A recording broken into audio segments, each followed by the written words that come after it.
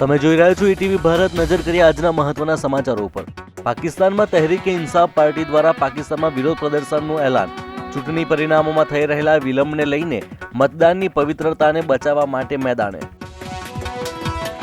પંજાબના લુધિયાનામાં કોંગ્રેસ પાર્ટીનું રાજ્ય સ્તરીય સંમેલન યોજાશે.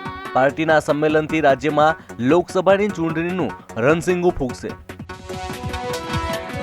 આજે પંડિત દીનદયાળ ઉપાધ્યાયની પુણ્યતિથિ. આ પ્રસંગે ભાજપ દ્વારા દેશભરમાં અનેક કાર્યક્રમોનું આયોજન કરવામાં આવ્યું.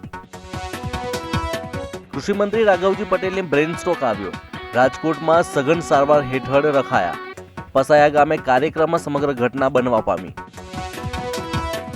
ચકચારી હરણી તળાવ દુર્ઘટનામાં 3 આરોપીની જામીન અરજી કોર્ટે ફગાવી દીધી છે.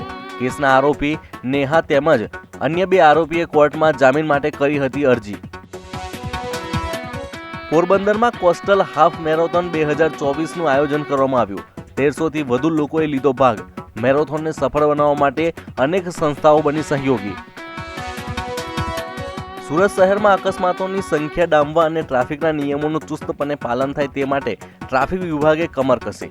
સુરત ટ્રાફિક વિભાગે ગત વર્ષમાં 9 મહિનામાં 12 કરોડ રૂપિયા જેટલી રકમ દંડ સ્વરૂપે વસૂલી.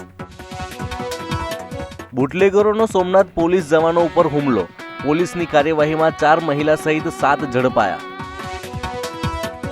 ભારતીય ટીમના 360 બેટ્સમેન સૂર્યકુમાર યાદવે પ્રેક્ટિસ શરૂ કરી દીધી. હાલમાં જ પગની ઘૂંટીમાં થયેલી ઈજાના કારણે પગની સર્જરી કરાવી હતી. બોલિવૂડ મેગાસ્ટાર અમિતાભ બચ્ચને બીજી વખત અયોધ્યામાં રામલલાના કર્યા દર્શન. અભિનેતાએ સોશિયલ મીડિયામાં તસવીરો કરી શેર. તો આ હતા આજના મહત્વના સમાચાર. વધુ માહિતી માટે લોગિન કરો www.etvbharat.com.